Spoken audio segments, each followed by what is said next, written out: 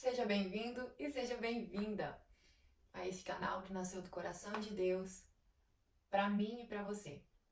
Depois de tanto tempo, né, na espera, na expectativa, vai sair agora o nosso primeiro vídeo, o nosso primeiro discipulado aqui pelo YouTube. Eu quero já te encorajar a abrir seu coração, deixar Deus trabalhar na sua vida, assim como Ele tem trabalhado na minha. Quero também te dizer, pega um papel, uma caneta, anota tudo, depois, se você não pode agora, depois vai lá na sua Bíblia, pega uma caneta de marca-texto, enfim, medita mais a fundo tudo aquilo que você vai ouvir aqui nesse vídeo, tá? E hoje nós vamos aprender um pouco, o tema, né, desse estudo de hoje é criados para sermos amigos de Deus. Nós somos criados para sermos amigos de Deus. Eu não sei se você já se perguntou, como eu já me perguntei algumas vezes, qual é o sentido de tudo isso? Qual é o sentido da vida? Qual é o sentido, né? E eu não sei quantas perguntas você tem aí na sua cabeça, né? Quantos questionamentos, mas eu quero te dizer que todas as respostas dessas perguntas que você tem, você encontra em Deus. E nós fomos criados para sermos amigos dele, de Deus, né? Andarmos com Deus.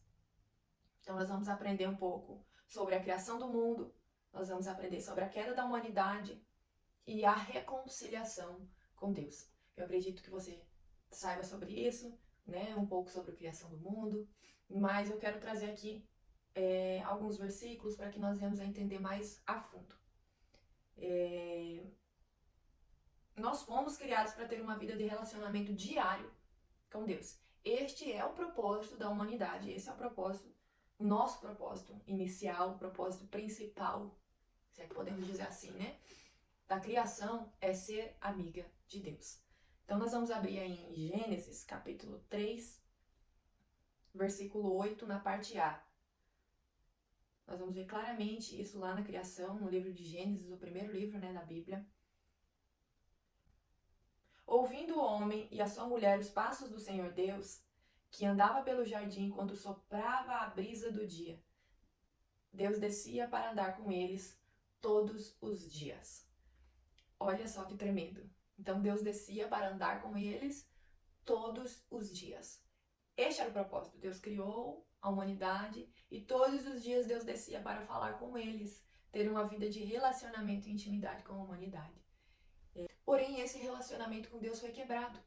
Essa aliança, essa relação que Deus tinha com a criação, né? Com Adão e Eva no jardim. E para nós entendermos um pouco sobre isso, nós vamos lá para Gênesis, capítulo 2, versículo 16 e 17, que diz assim: E o Senhor Deus ordenou ao homem: coma livremente de qualquer árvore do jardim, mas não coma da árvore do conhecimento do bem e do mal, porque no dia em que dela comer, certamente você morrerá. Então essa foi a única proibição, única ordem, único pedido que Deus fez a eles, é de que não comessem do fruto da árvore do conhecimento do bem e do mal. A única árvore, o único fruto que eles não poderiam tocar. Eles tinham o jardim inteiro, muitas árvores, era a única que eles não poderiam tocar. Então foi esse o pedido, foi essa a ordenança de Deus para eles, né? E aí, infelizmente, a Eva, né, deixou-se enganar pela serpente, chegou ali com uma conversinha, né, com ela, e a Eva comeu. Tanto que a gente vê na Bíblia que quando a Eva come, nada acontece. E a Eva pega esse fruto e leva para Adão. E quando Adão come, aí sim acontece a quebra dessa aliança, porque a ordem que Deus tinha dado foi para Adão, né? Foi para o Adão. Então, quando Adão come, a ordem, né? A aliança é quebrada. E então Gênesis, vamos ver, Gênesis capítulo 3, no versículo 1 ao 7. Ora, a serpente era o mais astuto de todos os animais selvagens que o Senhor Deus tinha feito. E ela perguntou à mulher: Foi isto mesmo que Deus disse? Não comam de nenhum dos frutos das árvores do jardim? Respondeu a mulher à serpente: Podemos comer do fruto das árvores do jardim. Mas Deus disse: Não comam do fruto da árvore que está no meio, nem toquem nele, do contrário vocês morrerão. Disse a serpente à mulher: Certamente não morrerão. Deus sabe que no dia em que dele comerem, seus olhos se abrirão e vocês, como Deus, serão conhecedores do bem e do mal. Quando a mulher viu que a árvore parecia agradável ao paladar e era atraente aos olhos, e além disso desejável para dela se obter discernimento, tomou do seu fruto, comeu e deu ao seu marido, que comeu também. E os olhos dos dois se abriram e perceberam que estavam nus. Então juntaram folhas de figueira para se cobrir. Então foi assim que ocasionou a quebra da aliança da humanidade com Deus. Foi assim que nós fomos destituídos da glória de Deus. Nós fomos separados de Deus. E vamos ver o que mais a Bíblia diz sobre isso, sobre essa separação, sobre a queda da humanidade. Nós vamos ver em Romanos 3, no capítulo 23, está escrito: Pois todos pecaram e estão destituídos da glória de Deus. Então o pecado de Adão e de Eva lá no jardim sobreveio sobre toda a humanidade. O pecado de Adão e Eva é o meu e o teu pecado. Nós pecamos, todos nós pecamos, a humanidade inteira pecou. E nós fomos destituídos dessa glória de Deus, de estar com Deus, de ver Deus face a face, de conversar com Ele ali naquele momento, ali no jardim, né? Daquela glória que Adão podia usufruir, né, com Deus. Romanos 3,10 diz o seguinte: Como está escrito, não há nenhum justo, nenhum sequer. Enfim, você deve estar pensando assim: não, mas eu não tenho nada a ver com isso. Foi o Adão que pecou, não fui eu. Não, eu quero te dizer que sim, você tem a ver. O pecado é seu e o pecado é meu. A humanidade pecou. Nós somos descendentes dessa humanidade, né? Da criação de Adão e de Eva. Então, o pecado é meu e o pecado é seu, sim. Nós pecamos. Isaías 59:2 diz: Mas as suas maldades separaram vocês do seu Deus, e os seus pecados esconderam de vocês o rosto dele, e por isso ele não os ouvirá. Então, durante o decorrer da história, após a queda, nós vamos ver no Antigo Testamento inúmeras vezes que Deus tentou trazer de volta o povo para ele, né? Que várias vezes Deus se revela através de homens, né?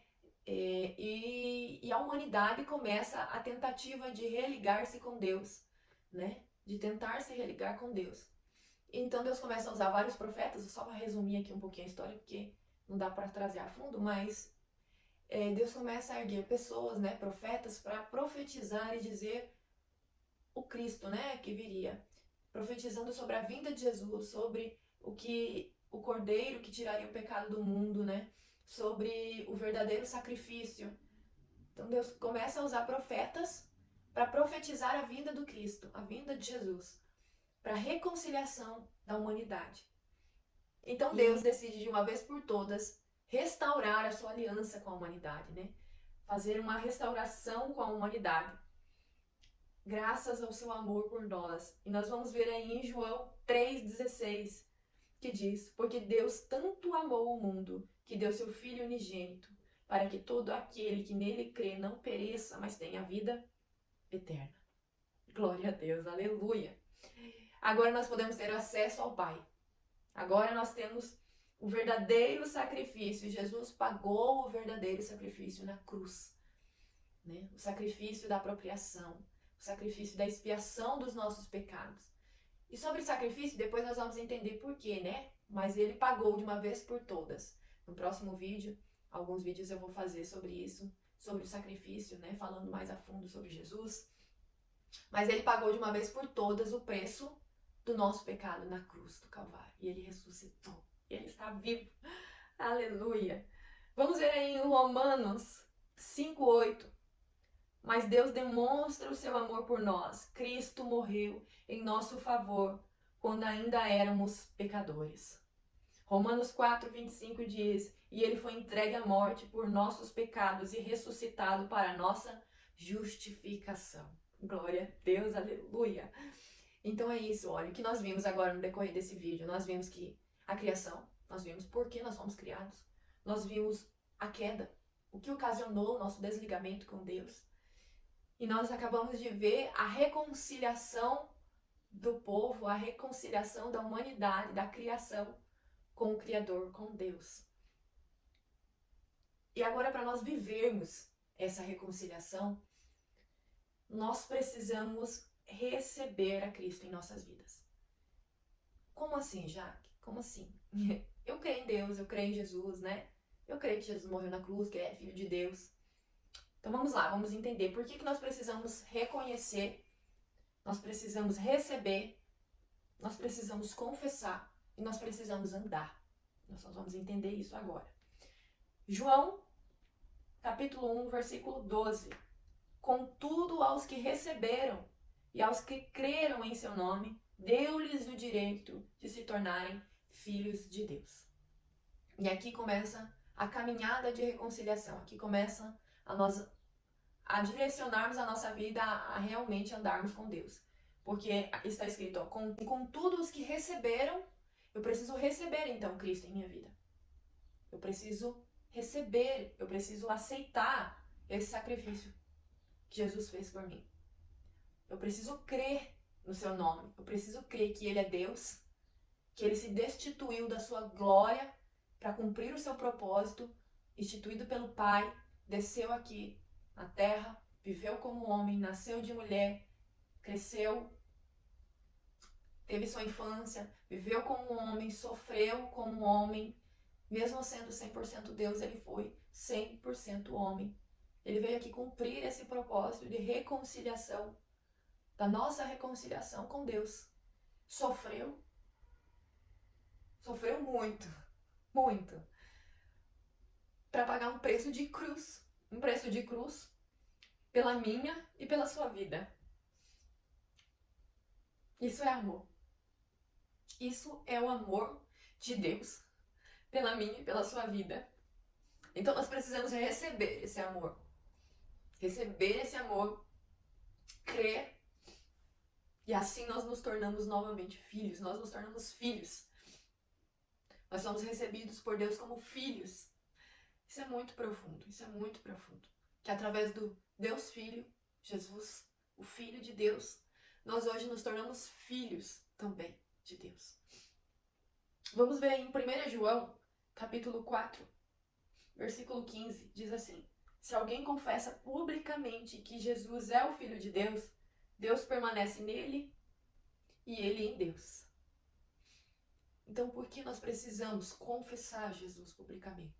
Nós precisamos declarar ao mundo, às pessoas e ao inferno, que Jesus Cristo é o nosso Senhor e o nosso Salvador. Porque quando nós declaramos publicamente, quando nós confessamos Jesus, Deus permanece em nós. A aliança é consertada, a aliança é refeita. Deus permanece em nós. Deus permanece em nós. É muito forte. E nós permanecemos em Deus. Nós permanecemos em Deus. Nós precisamos... E essa aliança, para não ser quebrada, nós precisamos viver constantemente confessando. Como assim? Então toda vez eu tenho que confessar Jesus como Senhor? Não, é com a nossa vida, né?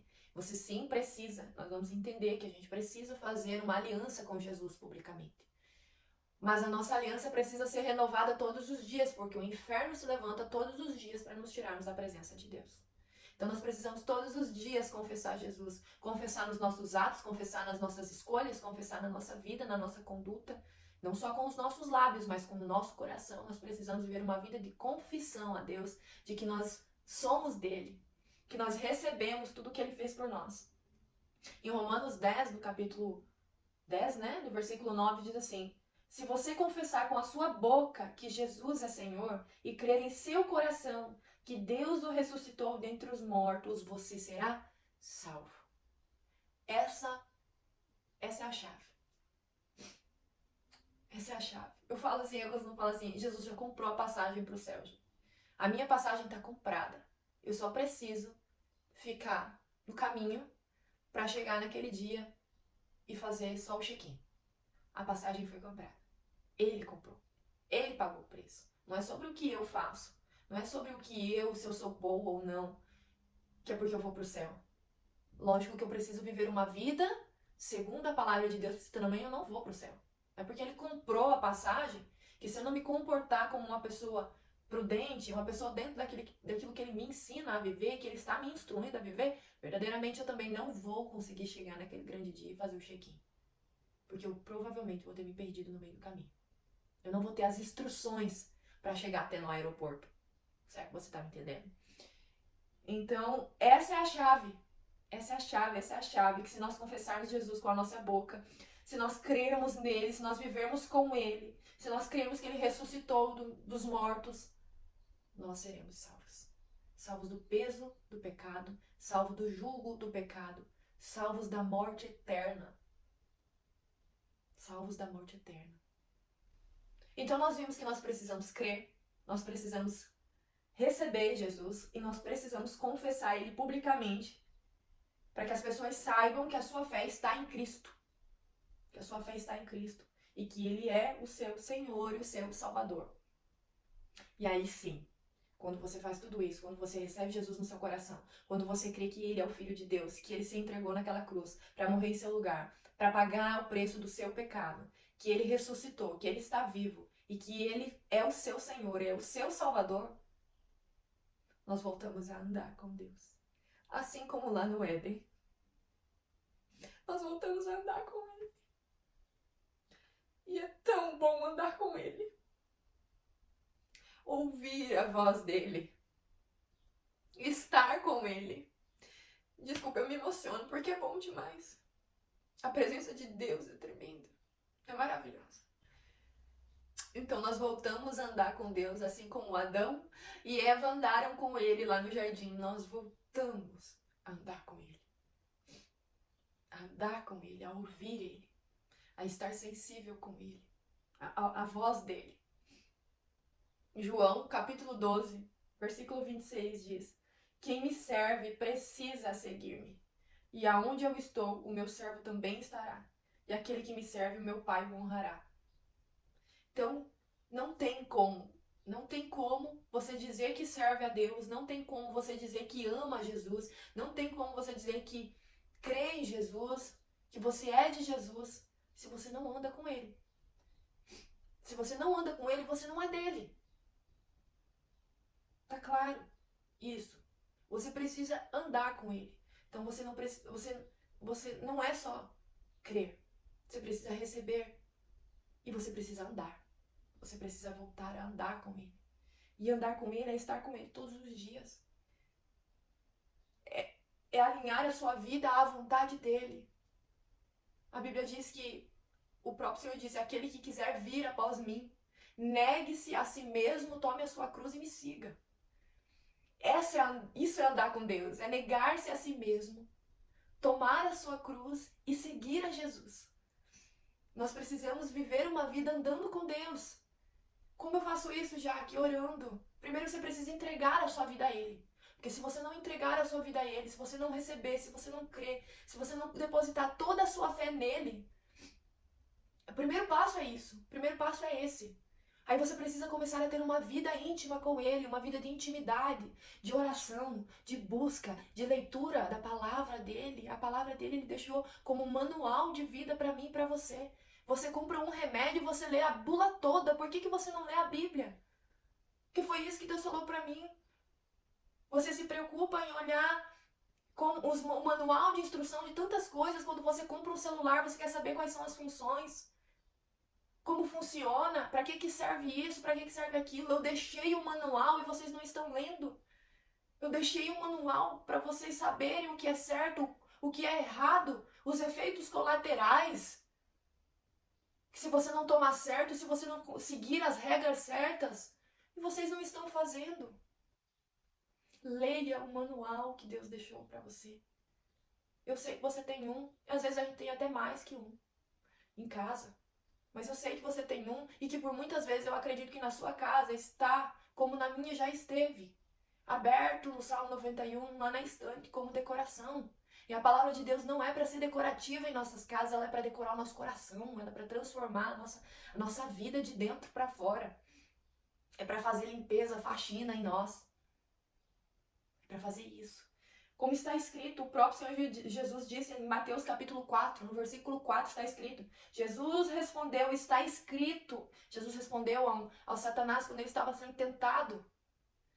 Nem só de pão viverá o homem, mas de toda a palavra que procede da boca de Deus. Essa é uma das ferramentas que você precisa usar quando a tentação vier sobre a sua vida. Mas você precisa conhecer. Porque a Bíblia diz que nem só de pão vive o homem, mas de toda a palavra. A palavra de Deus é vida.